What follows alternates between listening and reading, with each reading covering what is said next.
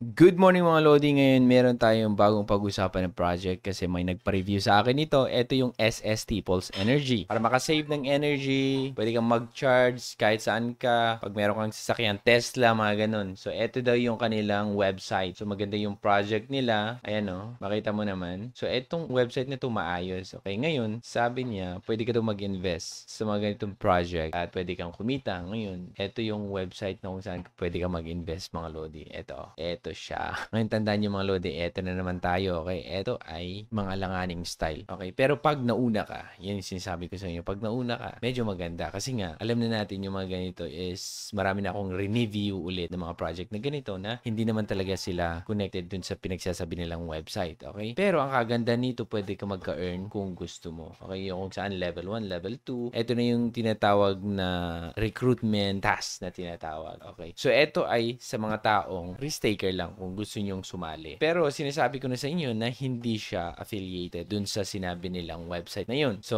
katulad ng ganyan, mag-purchase ka. So, di ko lang kung anong price nito, pero ang daily dividend mo daw dito is 30 pesos. Ayan siya, oh. Okay. So, this series of car charging file is small experience product. So, experience income days is 1 day. Experience income amount is 30 pesos. So, product description. So, ngayon, magkano? So, subukan natin magkano. So, check na natin. Ayan, check natin. Ayun. So, tignan natin. Kung free pala to, pwede ka magka-earn ng 30 pesos kahit di ka maglalagay. Oh. Ayun, check natin ha. Kung after a day, makaka-earn tayo ng 30 pesos na wala tayong investment. So, check natin. Okay. So, punta tayo dito sa dashboard. Tignan natin. My machine. Di naman nagpapakita yung machine ko. Diba? Profile. Mamma Mia. Ito na yung machine ko eh. Wala siyang price. Pero ito, meron na siyang price. So, ang price niya is 300 pesos, ang daily income mo is 130. So, ang daily dividend mo for 3 days, 3 days pala, is 130 pesos.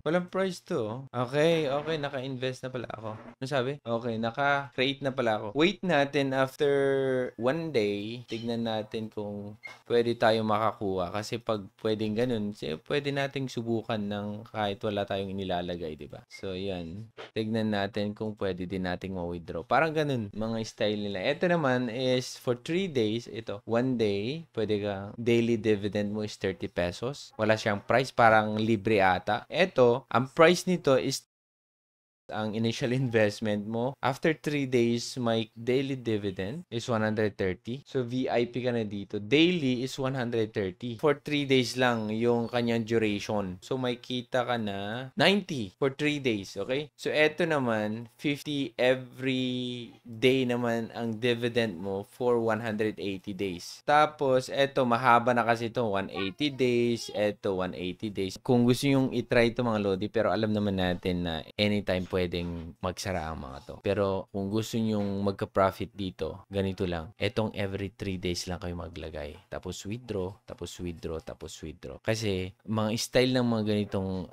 company mga Lodi, ang ginagawa nila, hinaayaan lang muna nilang dadami yung mga papasok dito. Tapos pag medyo madami na yung na-accumulate nila, dun na yung time na kung saan. Okay? So, maging wise tayo dito. Kasi alam natin maraming ganitong mga project. Pero dapat utakan nyo sila. Huwag kayong papasok dun sa mga mahaba yung duration. Bakit? Di natin alam, di ba? Di natin alam. Baka hindi pa natatapos yung duration na yun. Nawala na agad sila. Kaya, eto lang muna yung 3 days, itry nyo. Tignan natin kung anong resulta. Okay? Or dun muna tayo sa free. Okay? So, itry nyo itong free. Kinabukasan, check natin kung may 30 pesos. Di hayahay tayo, di ba? So, pag may 30 pesos bukas yan, i-check ko. Okay. Pag wala, i-try natin tong 300 pesos lang naman, okay? So, paalala lang, huwag nyong lagyan yung mahabang duration. Huwag nyong lagyan yung mahabang duration, mga Lodi. Dito lang tayo, okay? Huwag, teknikan natin sila, okay?